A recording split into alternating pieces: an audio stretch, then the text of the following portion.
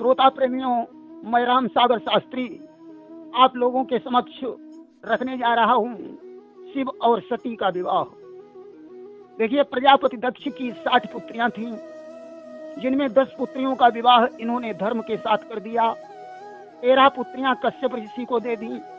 27 पुत्रियों का विवाह चंद्रमा के साथ कर दिया। 2 पुत्रियां भूत को, 2 अंगिरा को तथा 2 पुत्रियां प्रसाद को दे दी। 4 कन्याओं का विवाह इन्होंने तार्क्ष यानी अरिष्ट नेमी के साथ कर दिया। सती नाम की पुत्री का विवाह भगवान शंकर के साथ हुआ था। अब सती को कोई विद्वान ज्येष्ठ पुत्री बताता है, कोई मझली पुत्री बताता है, कोई कहता है कि सती जी सबसे छोटी थी। अब बात कौन सी सही है? देखिए, कल्प भेद के हिसाब से तीनों बातें सही हैं। शिव पुराण में सती जी को सबसे छोटी पुत्री माना गया है। अब प्रश्न यह उठता है कि क्या प्रजापति दक्ष के यहाँ कोई पुत्र नहीं हुआ? हाँ, पहले प्रजापति दक्ष के यहाँ 60 पुत्र उत्पन्न हुए थे, जिन्हें नारद ने ज्ञान देकर विरक्त बना दिया। इस पर दक्ष ने नारद को श्राप दे दिया कि तुम 2 घड़ी से अधिक एक जगह पर यदि ठहरोगे तो तुम्हारे मस्तक में पीड़ा होने लगेगी। इस पर नारद ने भी दक्ष को श्राप दे दिया कि अब तुम्हारे यहाँ पुत्र का जन्म ही नहीं होगा, कन्याएं उत्पन्न होंगी। देखिए, पुत्र पुत्रियों की उत्पत्ति के पश्चात एक दिन पत्नी सहित प्रजापति दक्ष ने जगदम्बा का ध्यान किया। शिवा उनके समक्ष प्रकट हो गई।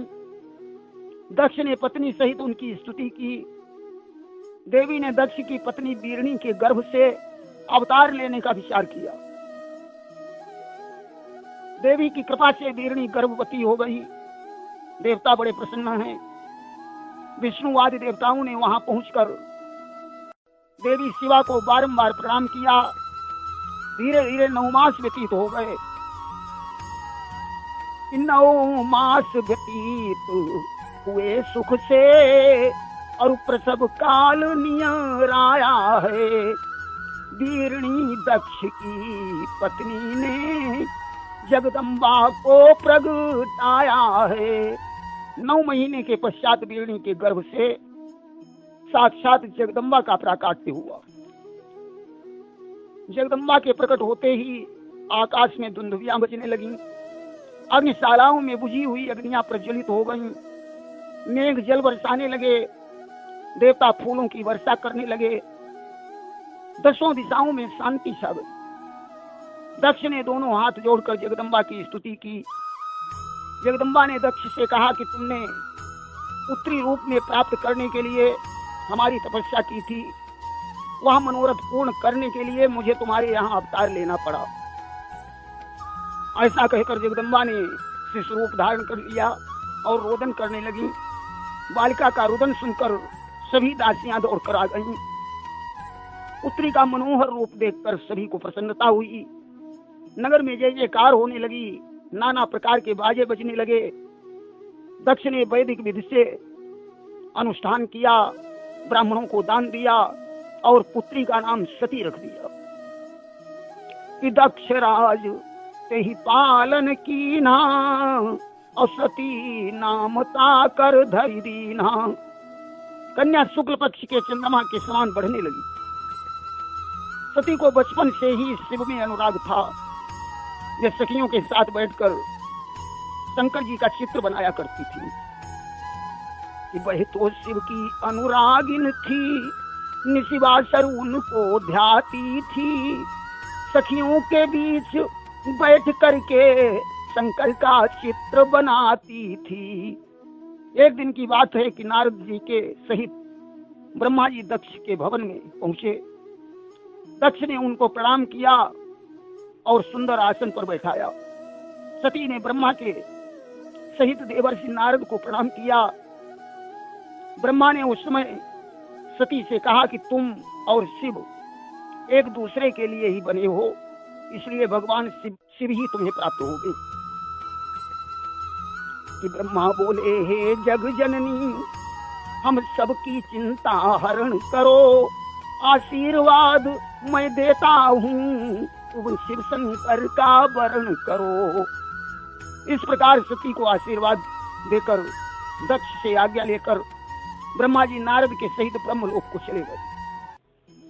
दक्ष ने अपनी पुत्री को गोद में उठाया। ब्रह्मा की बात से उनकी मानसिक चिंता दूर हो गई। धीरे धीरे सती जी विवाह के योग्य हो गईं। अब तो दक्ष को उनके विवाह की चिंता सताने लगी।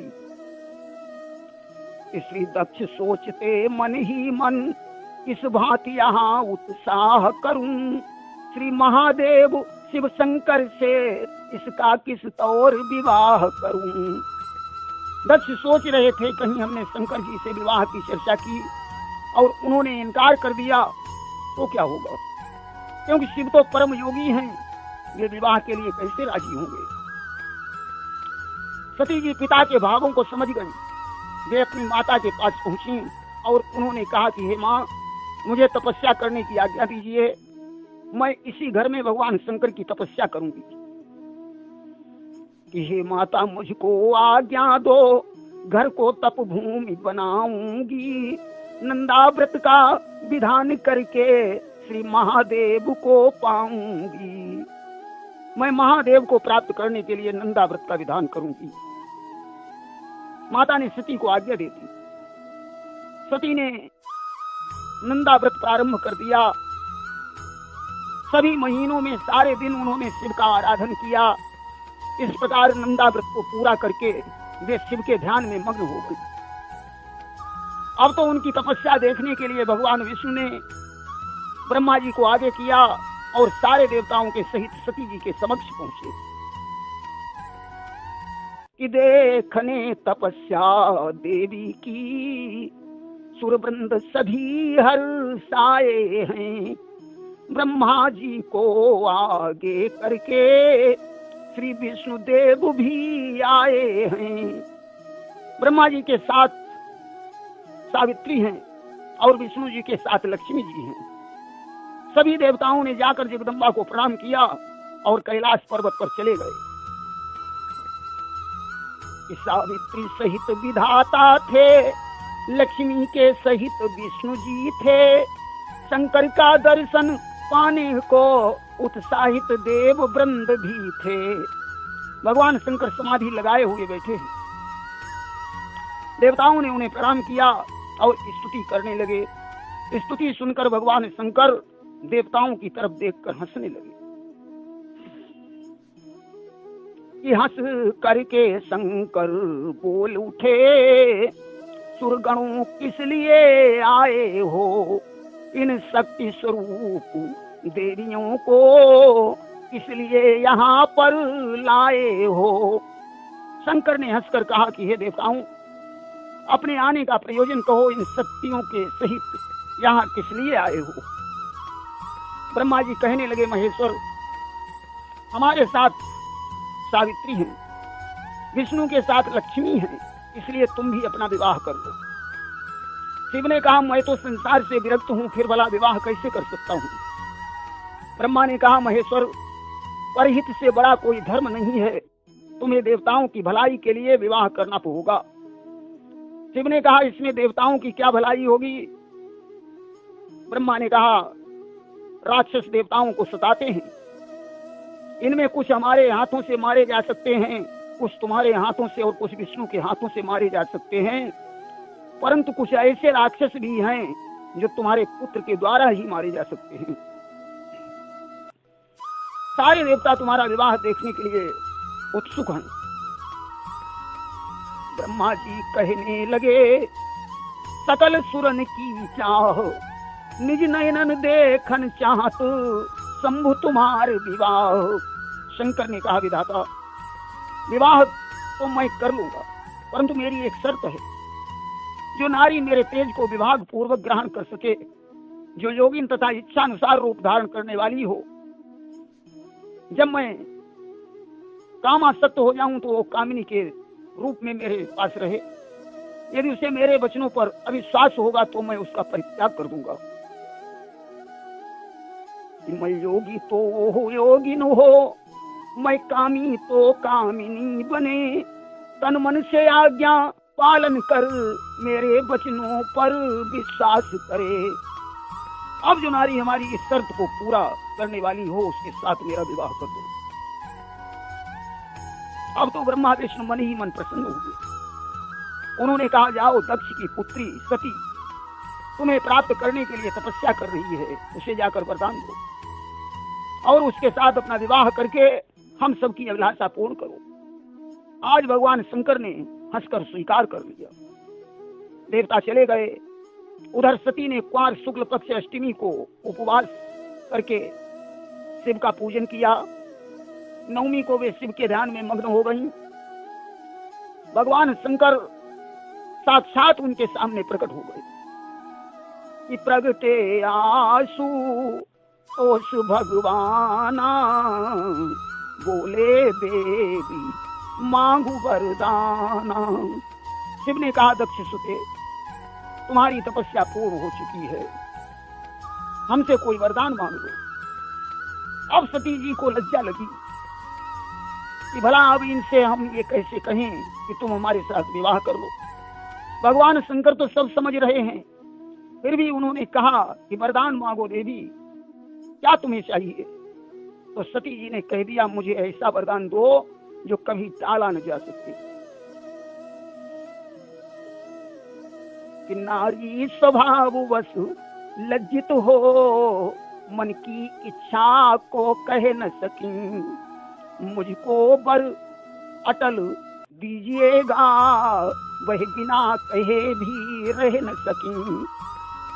देखिए, लज्जा ही स्त्रियों का आभूषण है। आज तो कलयुग में लज्जा रही ही नहीं। आज तो शिव ने कहा, देवी क्या तुम मेरे साथ विवाह करना चाहती हो? सती जी ने अपना सिर नीचे झुका लिया और मंद मंद मुस्कुराने लगी। शिव ने कहा, देवी जाओ, तुम हमारी ही भार्या बनोगी।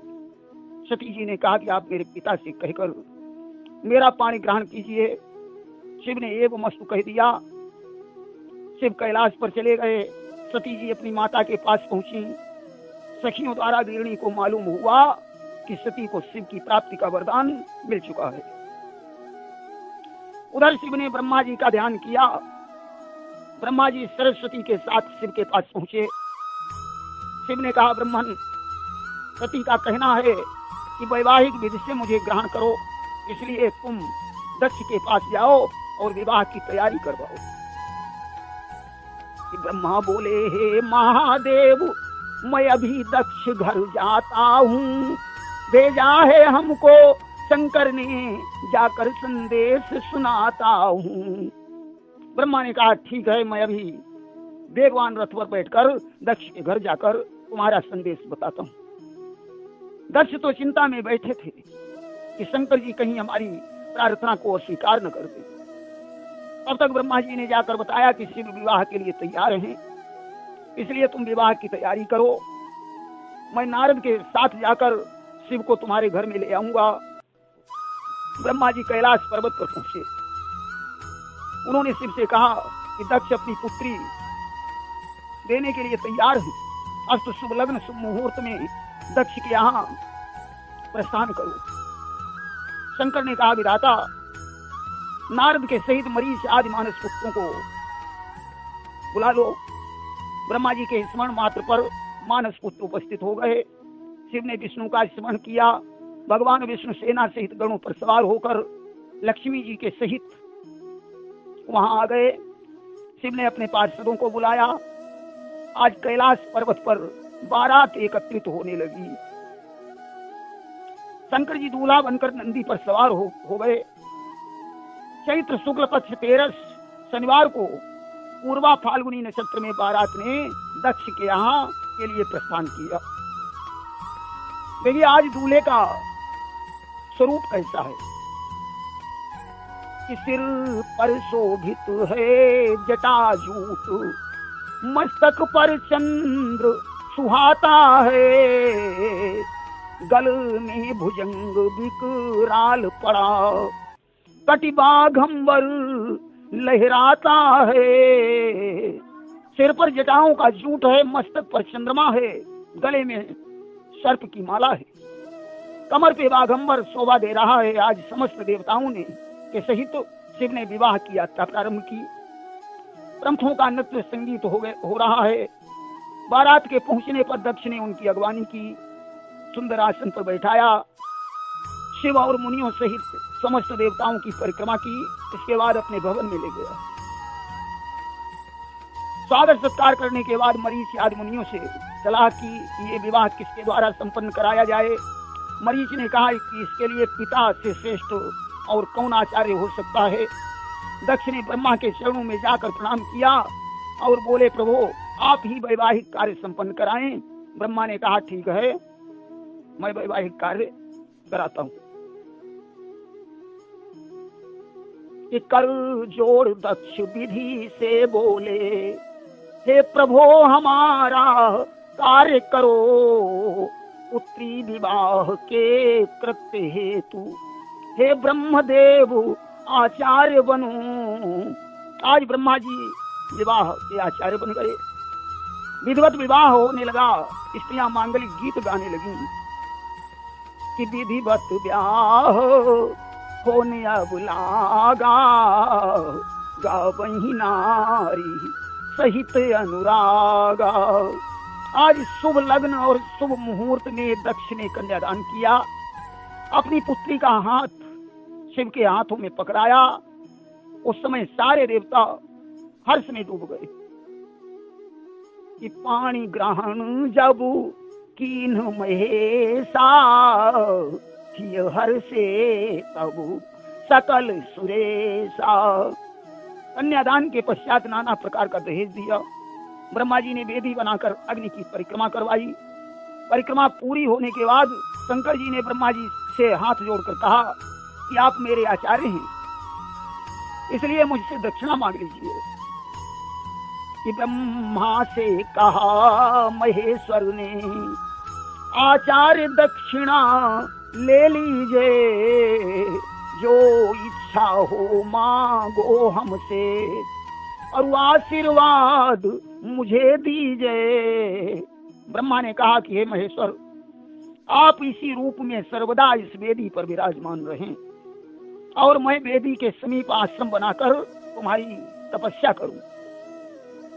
कि ब्रह्मा बोले, हे महादेव मेरी पूरी अभिलाष करो, यही दक्षिणा हमारी है, वेदी में सदा निवास करो। और इस दिन जो तुम्हारी पूजा करे उसके समस्त पाप नष्ट हो जाएं, रोगी दुर्भगा बंध्या और कानी स्त्री के तुम्हारे दर्शन से दोष दूर हो जाएं। शिव ने एवं मस्तु कहा और सती के सहित अंश रूप में वेदी में के मध्य भाग में विराजमान हो गए। अब भगवान शंकर ने दक्ष से विदा मांगी और सती के सहित नंदी पर सवार हुए कैलाश के लिए प्रस्थान किया। दक्ष मुनियों के सहित उनके पीछे पीछे दौड़े। शिव ने नंदी को रोककर दक्ष को विदा कर दिया, परंतु देवता शंकर जी के साथ में ही लगे हुए कैलाश पर्वत तक आए। शिव ने आदर के सहित देवताओं को विदा किया और निज निज ग्रह देवन पगुधारा, सती सहित शिव कीन विहारा। देवता अपने अपने घर चले गए। शंकर जी सती के सहित विहार करने लगे। देखिए, स्वयं भोग मनवंतर में भगवान शंकर का सती के साथ विवाह हुआ। इस कथा को सुनने से वैवाहिक कार्य निर्विघ्न पूर्ण हो जाता है। वैवाहिक कन्याओं को सुख, सौभाग्य, सुशीलता, सदाचार और सद्गुणों की प्राप्ति होती है। पुत्रहीन स्त्री पुत्रवती हो जाती है। इस तरीके से विहार करते हुए बहुत समय व्यतीत हो गया। एक दिन सती जी ने हाथ जोड़कर भगवान शंकर से प्रार्थना की कि हाथ जोड़ी शिव के ढिंगयाई, और दक्ष सुतायों गिरा सुनाई। सती ने कहा, स्वामी विहार करते करते हमारा मन संसार से उछट गया है कि बहुत काल हम कीन बिहारा, उछट गए अब हृदय हमारा। अस्तु अब मुझे परम तत्व का उपदेश दीजिए। शिव ने कहा, विज्ञान ही परम तत्व है। मैं ब्रह्म हूँ, ऐसा दृढ़ निश्चय हो जाना ही विज्ञान है। विज्ञानी पुरुष की बुद्धि सर्वथा शुद्ध हो जाती है। विज्ञान मेरा ही स्वरूप है। मेरी भक्ति ही विज्ञान की माता है, जो भोग और मोक्ष को प्रदान करने वाली है। भक्ति 9 प्रकार की होती है। भक्ति और ज्ञान में कोई भेद नहीं है। भक्ति के विरोधी को ज्ञान नहीं प्राप्त होता। मैं भक्ति के अधीन हूँ। सगुणा निर्गुणा भक्ति के 9 रूप हैं कि निर्गुण सगुण भक्ति जग दोई, अभय अंग 9 तिन के सोई। कामना मूलक भक्ति निम्न कोटि की होती है। श्रवण कीर्तन स्मरण सेवन दास्य अर्चन बंधन सख्य और आत्मसमर्पण, यही 9 प्रकार की भक्ति है। ज्ञान और वैराग्य भक्ति के ही पुत्र हैं, परंतु कलयुग में उनको कोई नहीं पूछ रहा है कि ज्ञान विराग भक्ति सुत जोई, और कलयुग माह पूछत नहीं कोई। मैं भक्तों का रक्षक हूँ। भक्त के लिए मैंने सूर्य पर अपना त्रिशूल चला दिया था। भक्त के लिए मैंने रावण का परित्याग कर दिया था। मैं सदा भक्त के वश में रहता हूँ।